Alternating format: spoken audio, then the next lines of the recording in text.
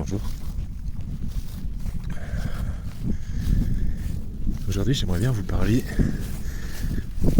d'un sujet qui m'est venu ce matin en regardant une vidéo sur Facebook du père Adrien, il me semble. Je sais plus si c'est le père Adrien ou un autre, enfin un curé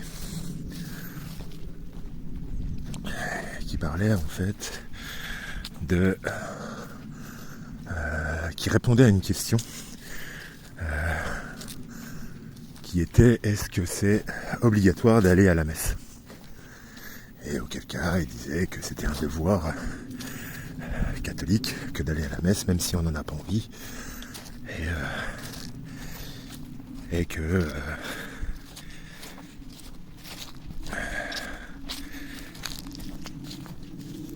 voilà, que c'était un devoir, quoi.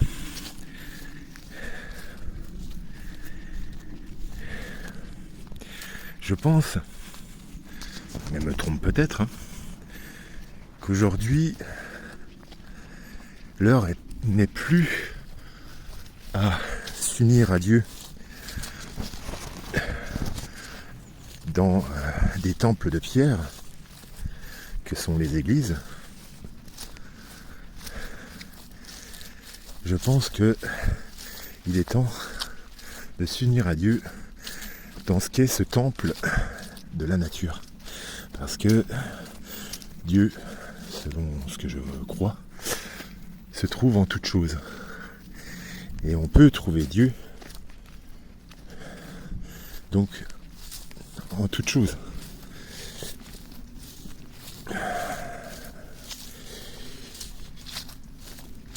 Je pense que se réunir pour fonder une église, on va dire, pour fonder ce qu'est aujourd'hui l'église catholique et tout ça, qui a ses enseignements, qui a ses défauts et ses qualités, je pense que tout système humain, y compris l'église, puisqu'elle a été inventée non pas par Dieu, elle a été certainement poussée par Dieu, mais pas inventée, c'est-à-dire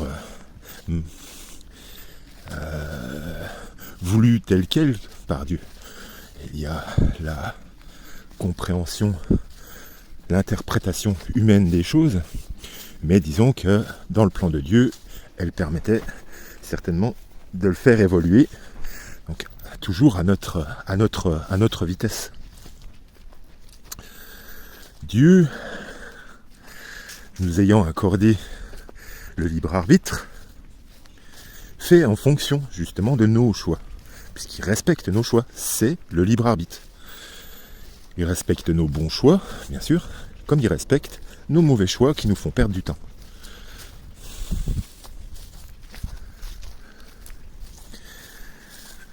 L'Église, étant ce qu'elle est, avec ses messes, ses rituels et tout ça, sont des créations humaines.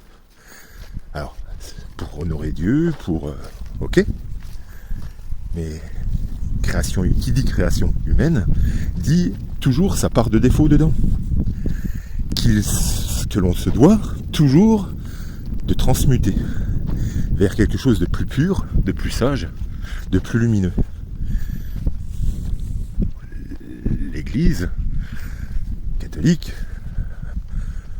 a certainement, alors je dis certainement parce que je n'affirme pas les choses, parce que bien que j'ai une formation catholique, je ne suis pas pratiquant catholique, je ne vais pas à la messe tous les dimanches, et je ne dis pas que la façon que j'ai moi de faire est la meilleure. J'en sais absolument rien. Je ne fais parler que de mon ressenti. Mon ressenti. Mais peut-être est-il le bon, peut-être est-il mauvais. Ce qui donnait comme argument, comme quoi on se doit d'honorer Dieu parce que Dieu nous accorde la moindre seconde de nos vies, la moindre chose qui arrive et qui sort de nos vies, et que par la messe on le fait. Mais je suis d'accord que par la messe on peut le faire, mais on peut très bien le faire aussi en l'honorant, en honorant sa création, en la protégeant, en se communiant avec elle et en y priant avec Dieu. Et pour moi, en fait, alors il faudrait que je réessaye d'aller à la messe et tout ça. Mais je trouve que pour moi, la prière est beaucoup plus facile, par exemple, dans une balade comme celle que je suis en train de faire, quoi. Au milieu de la création divine. Qui est partiellement pervertie par l'être humain. On est d'accord. Mais Dieu s'y trouve, quoi. Et y prier pendant nos balades, pendant le fait qu'on cultive nos jardins, par exemple, quand on est connecté à ce qui est au centre de toute cette création, en étant connecté à la nature, et en essayant du mieux qu'on le peut d'y faire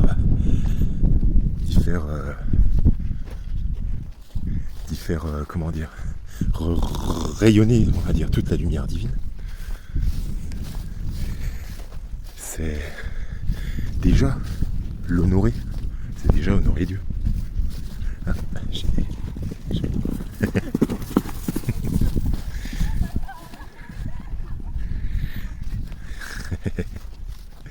il s'amuse bien.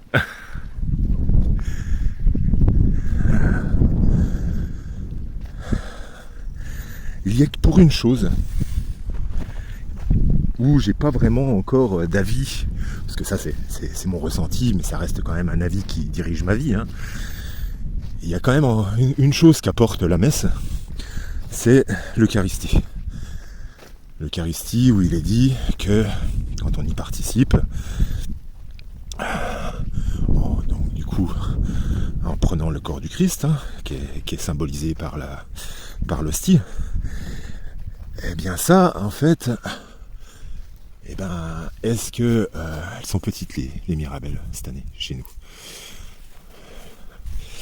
Est-ce que ça, quand on communie en pleine nature avec Dieu, est-ce que ça on y a accès aussi? Parce que si j'ai bien compris, l'Église catholique dit que quand on participe à l'Eucharistie, on accueille pas que symboliquement, véritablement Jésus, enfin, non, pas Jésus. Moi, je vais rectifier, je vais dire Christ en nous. Bien que je respecte Jésus, pour moi, je fais la distinction entre Jésus-Christ et Christ. Alors, je me trompe encore une fois peut-être, mais pour moi, Jésus est l'incarnation d'une âme dans un corps qui n'a pas encore effectué sa purification. On va dire que c'est au stade humain, au stade homme. Jésus-Christ serait peut-être ce stade où le récipient que nous sommes en tant que corps incarné a été spirituellement purifié, suffisamment purifié, et peut accueillir le Christ. Et là, accueilli. Et Christ, pour moi, est sous les enseignements de Stéphane. Ceux qui veulent savoir qui est Stéphane, dont je parle à chaque fois, je pourrais vous y guider. S'il en a envie, bien sûr. Christ, si j'ai bien compris ce que Stéphane transmet, est cet arbre de transmission entre le divin, entre Dieu et l'homme. Et à l'image de l'arbre de transmission d'une voiture, c'est celui qui transmet la force du moteur, qui est Dieu. Alors, j'ai mis quelque chose pour protéger le micro. Je ne sais pas si vous entendez le vent. Dans tous les cas, si vous entendez le vent, je suis désolé. Je ne peux pas faire mieux pour le moment.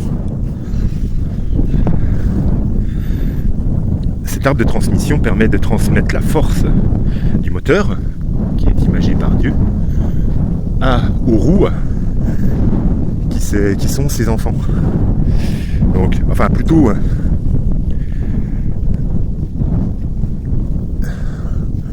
lui il utilise plutôt la roue du dessus et la roue du dessous, qui permet de tourner de façon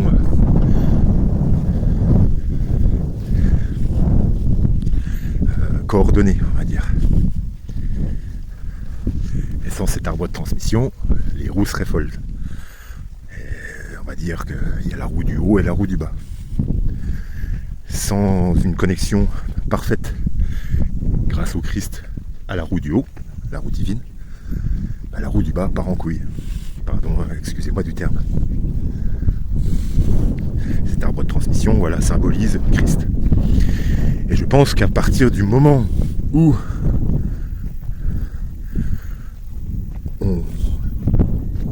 par exemple pour l'exemple de Jésus-Christ, quand on utilise le mot Jésus-Christ, c'est le fait qu'il ait accueilli Christ en lui. Il a fait le chemin nécessaire pour pouvoir accueillir Christ en lui. Parce qu'on ne peut pas accueillir Christ en nous si on n'a pas fait le chemin de purification nécessaire. Le divin ne peut pas s'incarner dans un corps qui n'est pas pur. Et je pense que le divin, sous sa forme la plus haute, ne peut de toute façon pas s'incarner dans un corps physique. Il est obligé de, je suppose, avoir des stades inférieurs pour pouvoir s'incarner dans une création inférieure. Ça passe par le Christ. Voilà, un peu la vision que j'ai. Quand on rajoute Christ derrière, c'est la divinisation qui s'est faite par le travail. Un peu comme l'accès à la pierre philosophale des alchimistes. Le travail, le chemin a été réalisé, qui laisse découvrir la pierre philosophale. Celle qui permet de transformer le plomb en or ou de créer l'élixir de longue vie.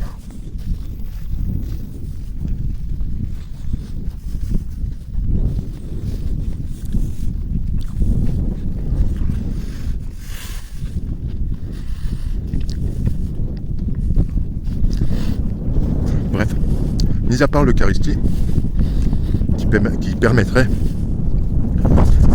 puisque Christ y serait à l'intérieur, d'accueillir Christ en soi. Et ben ça, oui, dans la nature,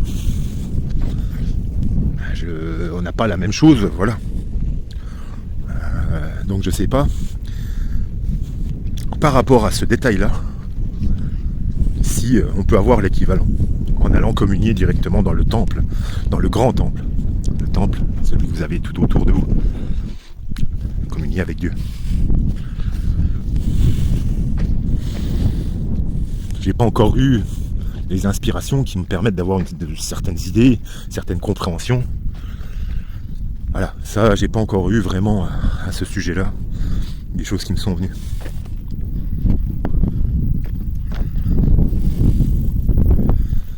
Mais pour tout le reste, c'est-à-dire parler avec Dieu, être connecté à Dieu, prendre du temps pour lui parler, ça moi je le fais beaucoup plus facilement quand je me balade comme ça qu'à une messe avec ses propres rituels qu'on ne sait pas réellement s'ils sont bons ou pas, avec des enseignements qui ont été certainement cachés ou modifiés, falsifiés. Voilà. On ne sait plus dans le monde dans lequel on est, on sait que tout est, du moins une grande partie des choses sont perverties ou inversées. On ne sait plus c'est quoi le vrai du faux. Et pour moi, la chose la plus vraie, c'est ça. C'est ça. C'est ce qu'on peut toucher, c'est ce qu'on peut voir, c'est par ça, à mon avis, qu'on retrouvera la vérité. Qu'on pourra faire le tri du vrai du faux. Parce que pour moi, je pense qu'une des choses à notre époque le plus important, c'est la recherche de cette vérité. Oh bah il y a eu un départ de feu là ou quoi? Ah non, c'était peut-être un... Non, ça devait être un tas de fumier, je pense. J'avais jamais vu d'ailleurs.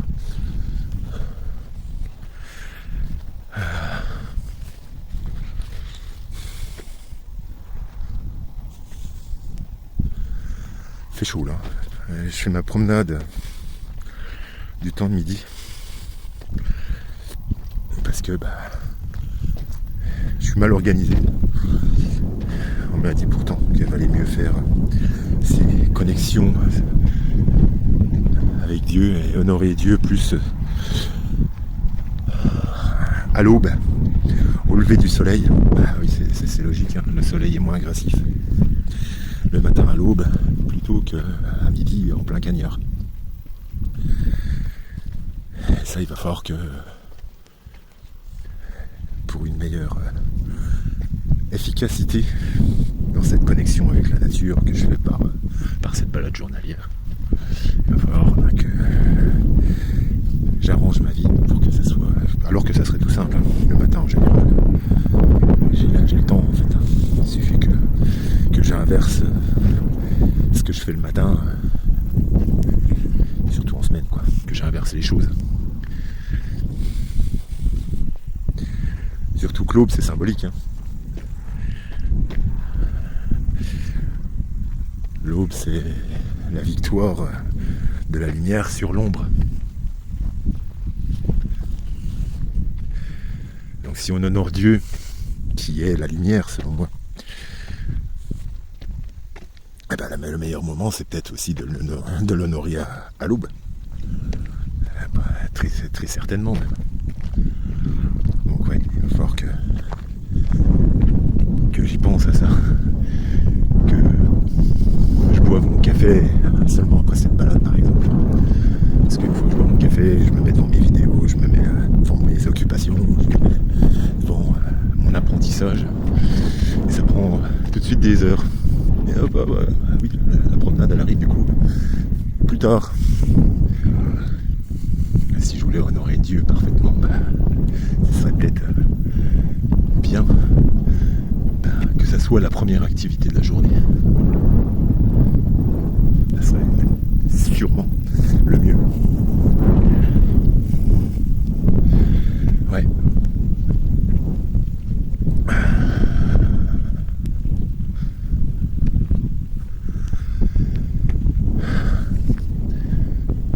L'histoire de la messe là, je sais pas. À notre époque, je pense que c'était bien dans le contexte où il fallait créer une église pour que l'enseignement de Jésus soit diffusé de façon large, mais maintenant on a l'accès à l'information de façon bien plus simple qu'avant, qu'à l'époque du Moyen-Âge. L'information qui était diffusée par les églises à l'époque. Donc on allait s'informer à l'église. S'il fallait que réellement, si Dieu voyait par l'église la meilleure façon de faire grandir l'idée du Dieu unique, du Dieu bon, après qu'on ait fait de Jésus Dieu, ça c'est autre chose. Ça je pense que c'est l'une des manipulations de l'Église justement, créée par l'homme pour en faire un Dieu et le cacher derrière, donc du coup, et cacher réellement Dieu derrière une image qu'on a créée à Jésus. Ce qui ne veut pas dire que Jésus n'est pas divinisé, mais il n'est pas Dieu dans sa totalité, selon moi. Pour moi, Jésus s'est refondu en Dieu par Christ, quoi. A fait le chemin. Peut-être que je me trompe, hein. Mais dire que Jésus est Dieu, n'apporte pas de nuance en fait, hein, de précision. Hein. Bah, on invite les gens à qualifier Dieu de Jésus.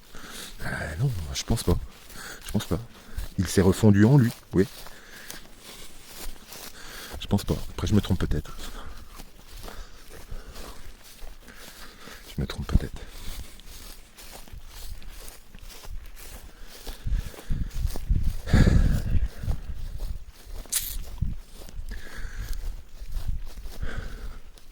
Bon, c'était un peu une vidéo. Je pars un peu dans tous les sens quand même, là, pour le coup.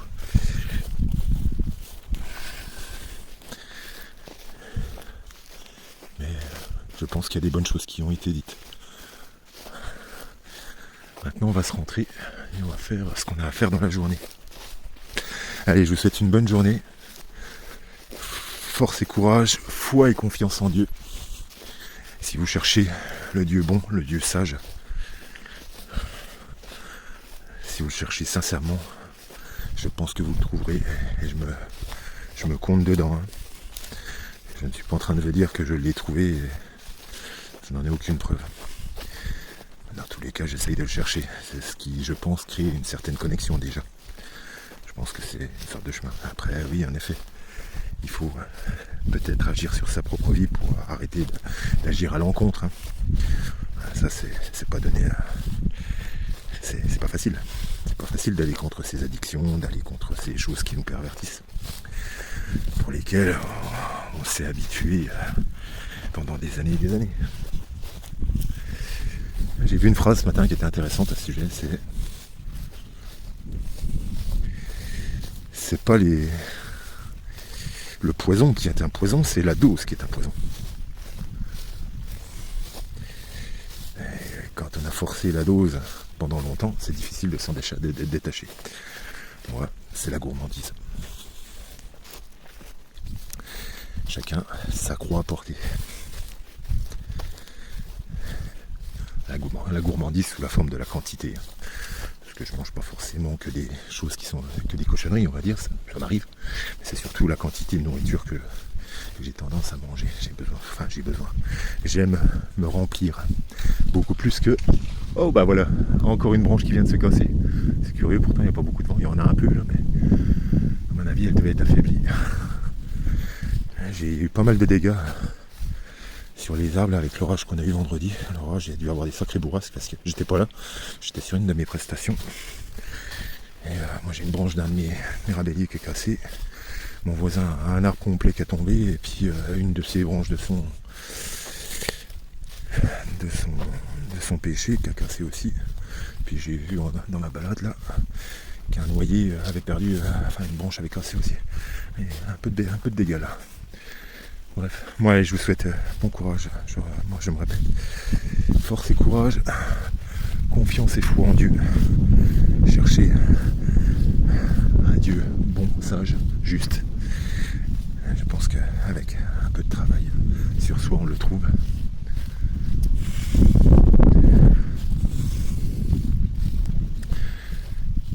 Foi et confiance, force et courage en ce qui arrive. Soyez bénis. Allez, peut-être à demain.